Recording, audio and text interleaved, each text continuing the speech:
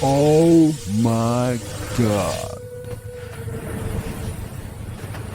The sun was hot and angry that day. It burned down on the dusty auction yard like a thing alive, turning the ground into something hard and cracked, like old leather left too long in the heat.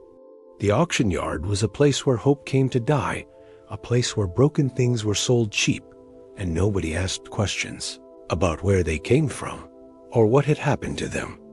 Men stood around in circles, wearing hats so old and dust-covered that you couldn't tell what color they were supposed to be. These men had hard faces and harder hearts. They were ranchers, horse traders, cowboys, and gamblers, people who bought animals the way other people bought firewood. They looked for strong legs, straight backs, eyes that showed no fear.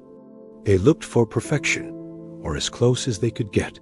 The morning had been full of beautiful horses. Tall stallions with black coats that shined like wet stone. Marais with golden bodies and flowing manes like water. Mustangs with wildfire in their eyes. Those horses sold fast. The bidding was loud and quick. Rich men raised their hands and called out big money. Those horses walked away to good homes, to big ranches where they would work hard but live strong. Then came the foal. She was small, just 3 years old, maybe, and she stood alone in the middle of the big pen. The pen was dusty and empty except for her. There was no shade anywhere, no water bucket, no hay, just the hot sun and the hard ground and the watching eyes of men who didn't care. The foal's coat was not shiny. It was dull and dirty, the color of rust and old metal. Her body was thin. You could see every rib pressing against her skin like a washboard. Her legs were long but weak, and she stood in a way that made her look tired, like she had already lost before the day even started. But the worst thing, the thing that made people turn away, was the scar.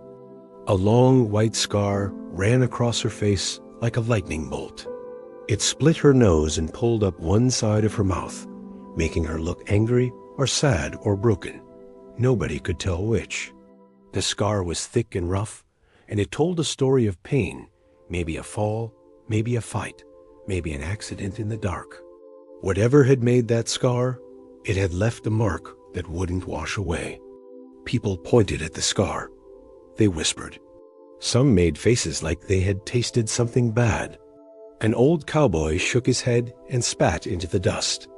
"That one's cursed," he said to his friend. "See that mark? That means bad luck. That means she'll never be any good." The foal didn't move. She stood in the corner, as far from the crowd as she could get.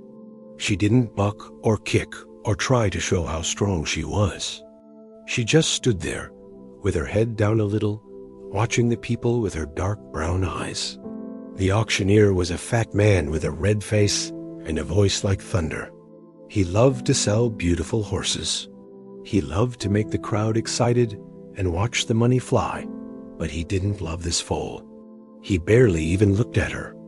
"We have here," he said, and he didn't sound happy, "a 3-year-old filly. Young, needs training."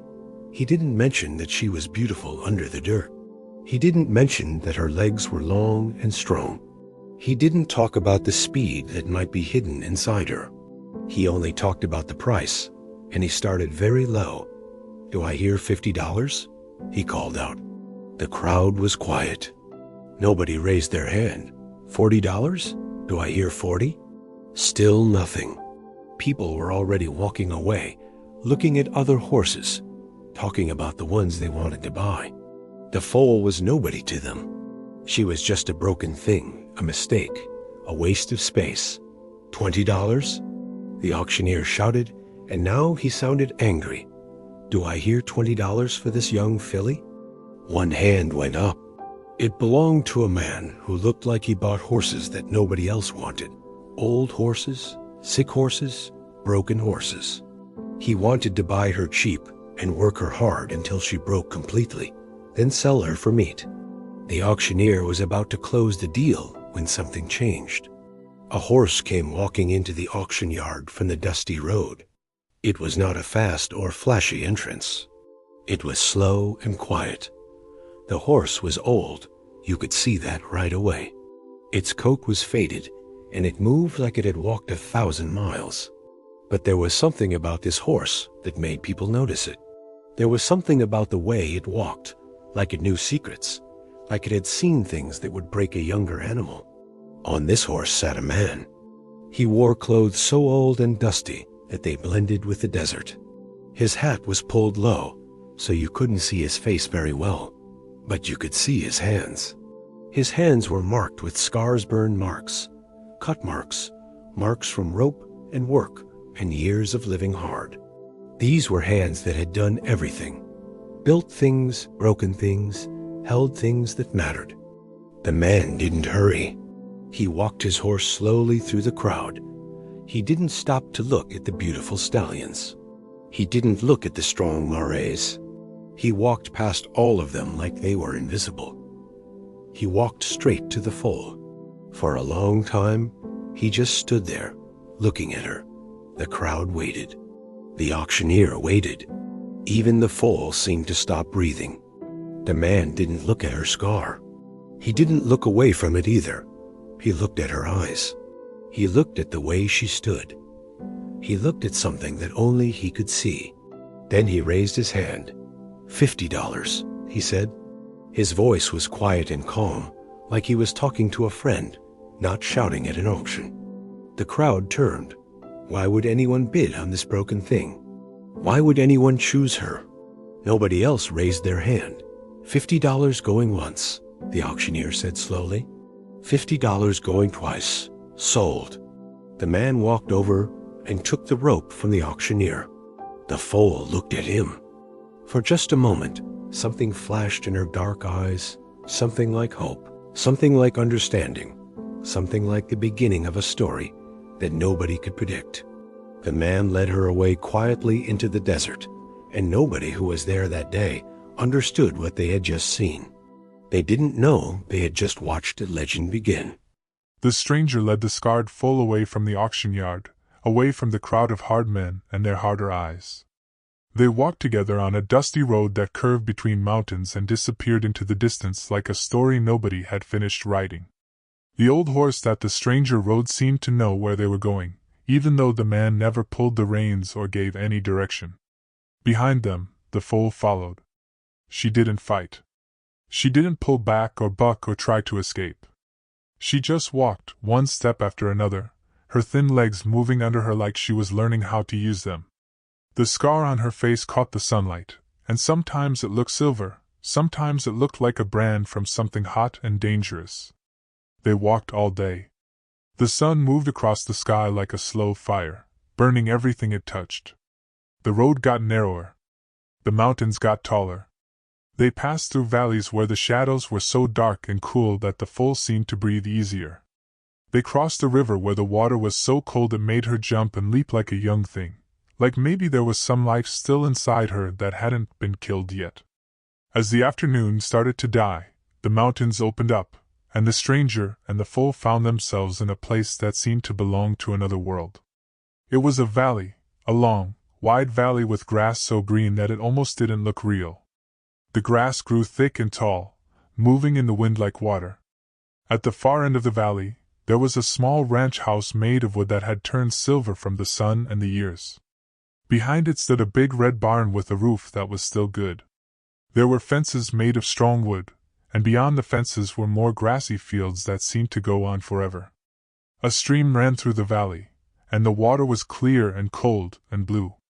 It came down from the mountains, falling over rocks, making small waterfalls and pools where the sun made the water sparkle like it was full of diamonds. Trees grew along the stream, big cottonwood trees with leaves that shook in the wind and made a sound like whispered secrets. The foal stopped walking when she saw this place. Her eyes got big. She lifted her head, and for the first time since the stranger had taken her, she made a sound, a small, confused whinny, like she was asking a question. The stranger got down from his old horse and led both animals to the stream. The foal bent her head and drank water so cold and sweet that she seemed to drink her whole soul back into her body. When she looked up, water dripped from her chin, and something had changed in her face. The scar was still there, It would always be there, but for a moment, it didn't look like a curse anymore. It looked like a story. The stranger led the foal to a big corral near the barn, a round pen made of strong poles. The pen was big enough to move in, big enough to run in, but small enough that the foal couldn't hurt herself if she panicked. The stranger opened the gate and let her walk in slowly. He didn't push her. He didn't yell or crack a whip or do anything that would scare her. "Easy," he said, and his voice was quiet and kind. "Easy, girl. You're safe here." The foal walked into the corral and looked around. She looked at the fence. She looked at the barn. She looked at the mountains in the distance. Then she looked at the stranger with those dark, confused eyes. The stranger didn't leave her right away. He sat down on a pile of hay near the fence, and he just watched her. He didn't try to touch her or pet her or force anything. He just sat there, being quiet, being present, being someone who didn't leave. In the following days, something important began to happen. Every morning, before the sun came up, the stranger would walk to the corral with hay and fresh water. He would put it down slowly and carefully, and then he would sit in the same spot and just be there. At first, the foal wouldn't come near him. She would wait until he moved away before she would eat. But after 3 days, she ate while he was sitting there. After 5 days, she walked closer to him while she ate. On the 7th day, when the stranger put his hand out slowly and carefully, the foal didn't run away. Other workers on the ranch would come by and watch. They were rough men, used to breaking horses the hard way, with ropes and whips and force. They didn't understand what the stranger was doing. "That's a waste of time," said a cowboy named Jack, who had a loud voice and mean eyes. "That horse is cursed. You see that scar? My grandfather used to say a scar like that means the animal has bad blood. You'll never make anything of her." The stranger didn't argue. He just kept doing what he was doing. "She's too damaged," said another man named Cole. "Some things are just broken forever. You're throwing away money and time on something that don't matter." But the stranger knew something that these men didn't understand. He knew that a scar didn't mean broken. A scar meant survived. A scar meant strong. A scar meant this foal had already lived through something hard and came out the other side still breathing, still standing, still alive. Every afternoon, the stranger would take his old horse and ride out into the valley, and he would leave the foal alone with the gate open. He didn't force her to follow him. He just left the choice there, sitting open like a door. At first, the foal stayed in the corral. But after 2 weeks, something changed. The stranger rode out on his old horse, and this time, the foal walked through the open gate. She followed him, slowly at first, then faster, into the green valley where the grass moved like water and the wind carried the smell of mountains and freedom. They rode together, the old horse, the old man, and the young foal with the scarred face. And as they moved through that beautiful valley, something was happening that nobody at the auction yard could have seen coming. The foal was learning to trust. And the stranger was learning that sometimes, the most valuable things in the world are the ones that everyone else has thrown away. The months passed slowly in the green valley. Spring turned into summer, and summer burned hot and bright. The scarred foal was no longer the thin, broken thing that had stood in the auction yard. Every day, her body grew stronger. Her ribs disappeared under muscle and health. Her coat, which had been dull like rust, began to shine like polished copper in the sunlight. But something even more important was changing. The stranger never used a rope to pull her. He never used a whip to make her move. He never shouted or forced or broke her spirit the way that most horse trainers did. Instead, he did something that seemed like nothing but was actually everything. Every single morning, before the sun came up and painted the sky pink and gold, the stranger would walk to where the foal stood waiting. She had started to recognize his footsteps now. She would turn her head when she heard him coming, and her eyes would light up like she had been waiting for him all night. He would bring hay, fresh hay that smelled like the wild grass of the meadow. He would bring water in a bucket, and he would sit down on an old wooden bench that he had put in the corral just for this purpose. And then he would talk to her. Not commands. Not training words. Just talking. Good morning, girl, he would say, and his voice was soft like the wind in the cottonwood trees. I see you slept well. I see you're ready for another day.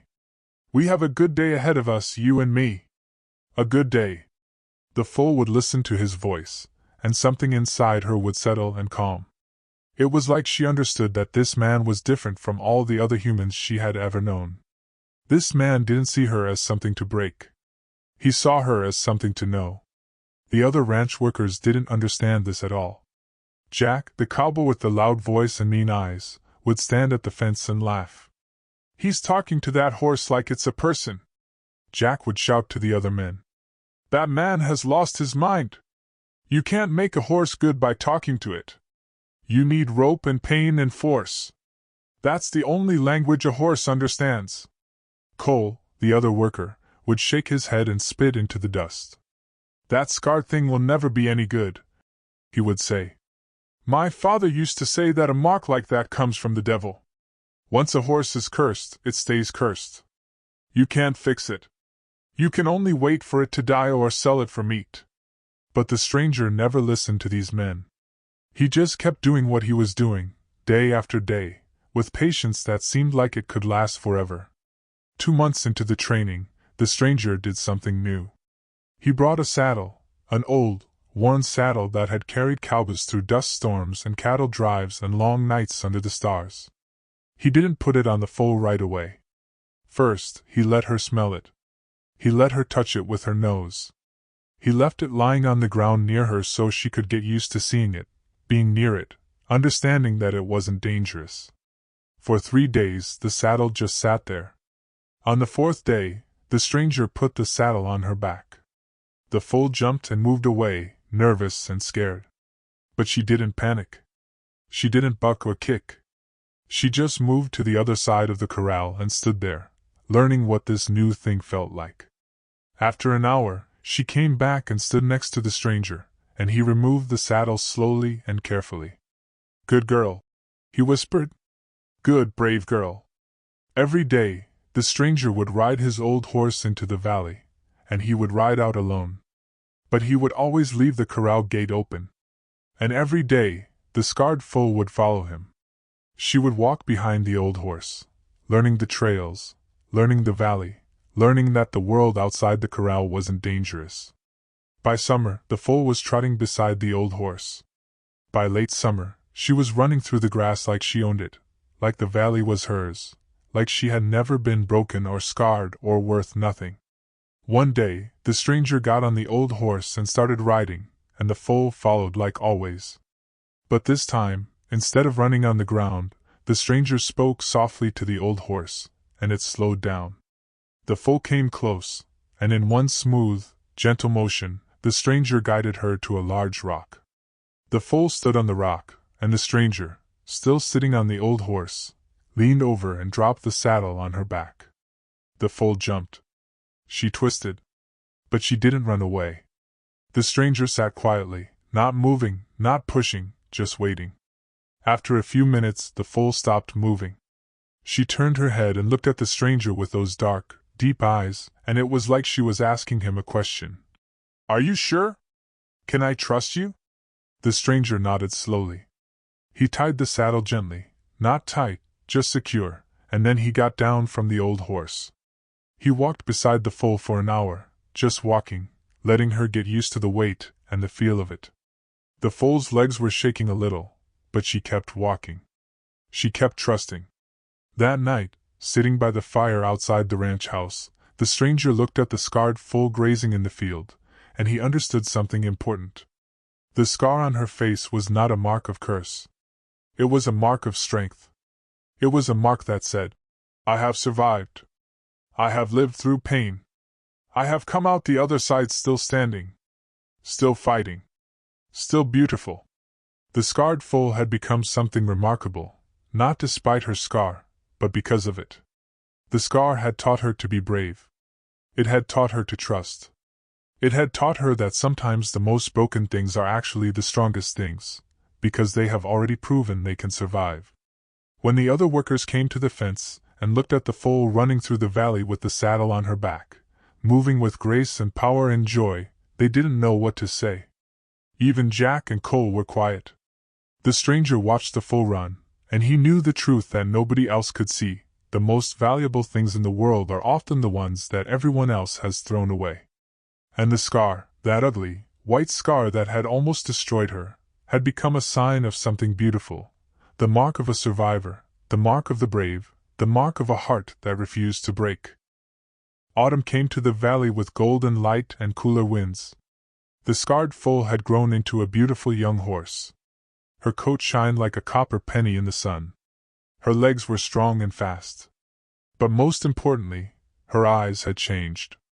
They were no longer sad or confused. They were bright and alive, full of trust and understanding. The foal and the stranger had become something special, not just a horse and a man, but partners. Friends. A team. Every day they would ride together through the valley. Every night they would stand together under the stars, and it was like they were speaking a language that only they understood. The other workers still didn't get it. Jack and Cole would watch from a distance and shake their heads. "That man treats that horse like it's human," Jack would say. "When winter comes and things get hard, that pretty little bond is going to break. You'll see." But the stranger knew something that Jack and Cole would never understand. He knew that real bonds, the ones built on trust and kindness and patience, don't break. They only get stronger. Then came the night that changed everything. It started in the afternoon. The sky, which had been blue and clear all day, began to change. Clouds rolled in from the mountains like something alive and angry. They were dark, not just gray, but black like charcoal, like the inside of a cave. The wind started to blow harder, pushing the grass flat, making the trees bend and twist like they were dancing to a violent song. The stranger was working on the roof of the barn, fixing some boards that had come loose. He had the foal nearby, tied to a post, and she was nervous. She could feel the change in the air. Animals always know when something bad is coming. They feel it in their bones and their blood and their breath. "Storm's coming," the stranger said to himself, and he climbed down from the roof faster than before. Bad one. He was right. By the time the sun started to disappear, the wind was screaming. It screamed like something wild and hurt and angry. The clouds opened up, and rain came down, not gently, not in drops, but in sheets, like the sky was pouring a river down onto the earth. The rain was so thick you could barely see 10 feet in front of you. Thunder rolled across the mountains, so loud that the ground shook. Lightning cracked the sky open, turning everything white and bright for a second, then dark again. The foal was terrified. She pulled at her rope and whinnied sharp, frightened sounds that cut through the noise of the storm.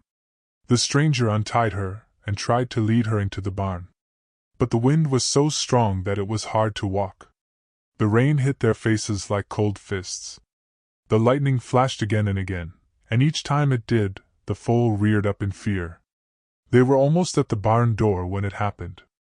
A piece of the barn roof, a long wooden beam that had come loose, came flying through the air like a spear. The stranger didn't see it coming. The wind had lifted it up and thrown it, and it hit him on the side, knocking him down hard onto the wet ground. The foal screamed.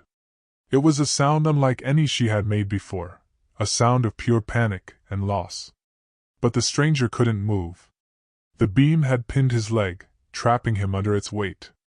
He tried to push it off, but the wood was too heavy, and his legs sent shooting pain through his body when he tried to move. "Go!" he shouted to the foal. "Go to the barn! Go!" The foal looked at him, and for a moment she seemed like she might listen. But something stopped her. Something deep inside her, something that the stranger had planted there through all those months of kindness and trust, made her stay. Jack and Cole came running from the barn, their faces panicked. They saw the stranger on the ground. "Come on!" Jack shouted. "We can't help him in this. The barn is falling apart. We need to save ourselves." "Leave him!" Cole yelled. "Nothing can be done. We'll die out here if we don't get to cover." The two men ran back toward the barn, disappearing into the darkness and rain. They didn't look back. They didn't try to help. They just ran. But the foal didn't run. Instead, she did something that nobody could have predicted. She walked toward the stranger, not away from him. She came and stood right beside him, and then, gently, carefully, she lay down on the ground next to him. Her body pressed against his, and suddenly the stranger was no longer exposed to the full force of the storm. The foal's body blocked the wind. Her warmth pushed back against the cold. She tucked her head so that it was near his chest, and she stayed there. The storm raged around them.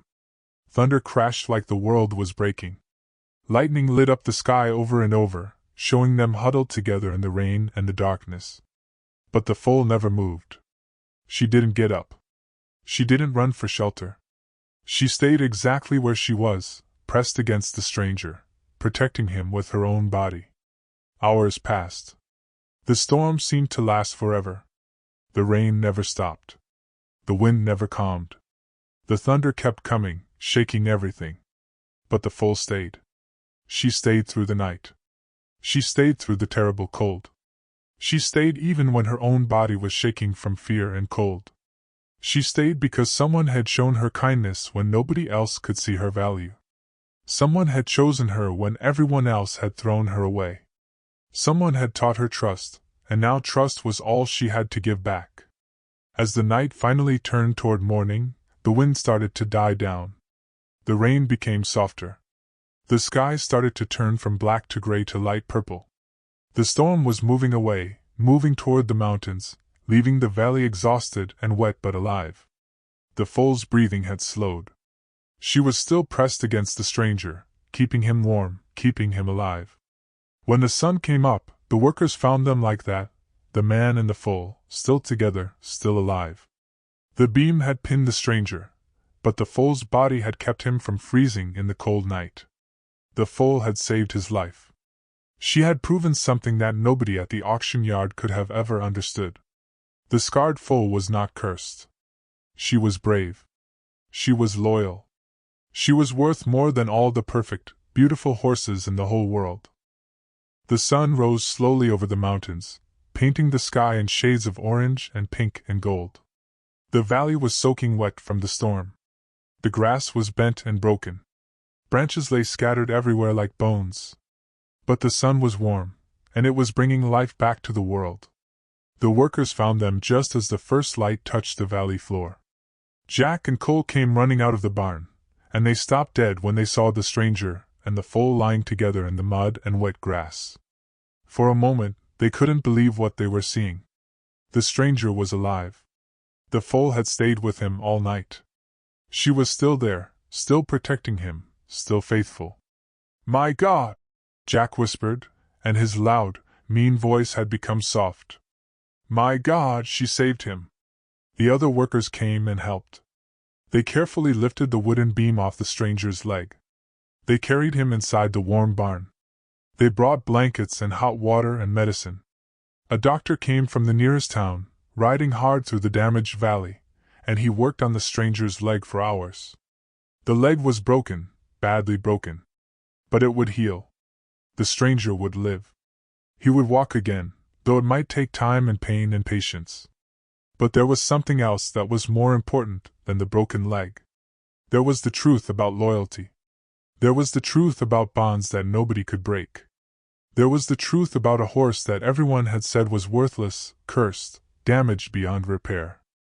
And that horse had proven, in the darkness of a terrible storm, that she was worth more than gold, more than land, more than anything that money could buy. The foal stayed outside the barn the whole time the doctor worked. She wouldn't leave. The workers tried to move her to the corral, but she wouldn't go. She stood at the barn door and waited. She didn't eat much. She didn't drink much. She just waited, her dark eyes watching the door, her whole body focused on the man inside. When the stranger was finally able to walk, slowly, with pain written across his face, he came to the barn door and saw the foal waiting. Tears came down his face. He walked to her as fast as his broken leg would let him, and he pressed his forehead against hers. "You saved me," he whispered. "You saved my life. You beautiful, brave girl. You saved me." The foal made a soft sound in her throat, a sound like understanding, like forgiveness, like love. The weeks of healing turned into months. Winter came to the valley, bringing snow and cold winds. But the stranger grew stronger every day. His leg healed. He started to walk without pain.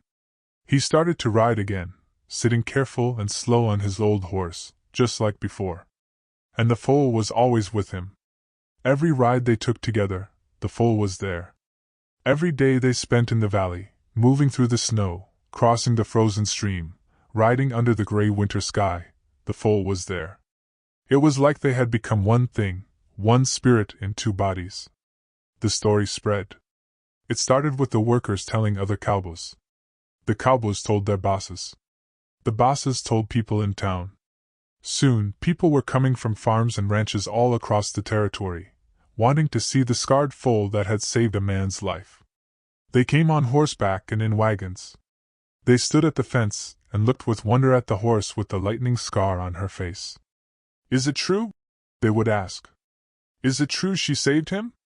The stranger would just nod quietly and run his hand down the foal's neck.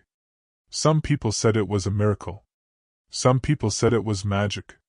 Some people said that the scar wasn't a curse at all, that it was a mark of destiny, a sign that this horse was meant to do something special. One old woman, who had lived in the territory for 60 years, came to the ranch and looked at the foal for a long time. Then she looked at the stranger. "I know what that scar means," she said. "My grandmother used to tell stories about horses like this. She said that sometimes a horse gets marked by fire or pain or darkness, and instead of breaking the horse, it makes the horse stronger. It makes the horse wise. It makes the horse able to see what other horses can't see, the truth of people's hearts." The stranger listened to her words, and he knew she was right. Spring came again to the valley. The grass grew green and thick. The flowers bloomed in bright colors, yellow, red, blue, purple. The world was alive again, full of hope and new beginnings. The stranger decided to leave the valley. He packed his things and tied them to his old horse. He led the foal to the barn and put a saddle on her back, not the old, worn saddle anymore, but a beautiful new saddle that he had bought from a trader. It had silver decorations that caught the light and shined like stars. The foal stood still while he worked, and it was like she knew what was coming. It was like she understood that this was the beginning of something bigger than the quiet life in the valley. When the stranger climbed up onto her back, not the old horse, but the foal herself, something shifted in the world. The scarred foal, the one that everyone had thrown away, the one that had been worth nothing at the auction, was now carrying a man across the desert. They rode out of the valley together, the man and the foal with the scar like lightning on her face. As they disappeared into the distance, the workers who were watching said they saw something strange. They said the scar seemed to glow in the sunlight, like it was shining from the inside. Years passed. The story became a legend. People would tell it in saloons and around campfires. They would describe the scarred foal and the stranger who had chosen her when nobody else could see her value. Children would listen with wide eyes and open hearts. Old cowboys would nod and say they had seen them once, riding through a town or across a desert, always together, always faithful. Some people said they still saw them at sunset on dusty roads. Some people said the scar glowed like fire when the light hit it just right. Some people said that if you looked closely at the stranger's eyes, you could see the whole story written there, the sadness of a broken world, the joy of finding something worth saving, the truth of a bond that outlives everything else. The legend grew and grew until nobody remembered the auction yard anymore. Nobody remembered that people had thought the foal was worthless. Nobody remembered that the stranger was just a quiet man with scarred hands and a broken past. All they remembered was this: loyalty never dies. True bonds outlive every storm. And the most valuable things in the world are often the ones that everyone else has thrown away. The scarred foal had taught the whole territory a lesson that no school could teach, that no book could explain. She had taught them with her actions, with her faithfulness, with her refusal to leave the man who had saved her. And that, perhaps, is the most powerful magic of all. To this day, People in that territory still tell the story of the scarred foal and the stranger. They tell it to their children, and their children tell it to theirs. And sometimes, on quiet nights when the wind blows through the desert, people swear they can hear the sound of hoofbeats, steady, true, faithful, carrying two souls who chose each other when the whole world said it was impossible. The scarred foal's name was never known. The stranger never told it. Some legends are stronger when left silent, mysterious, eternal. And the scar on her face? It was never ugly again. It became beautiful, a mark of survival, a mark of courage, a mark that said, "I was broken, and I was loved, and because of that love, I became legendary." The end.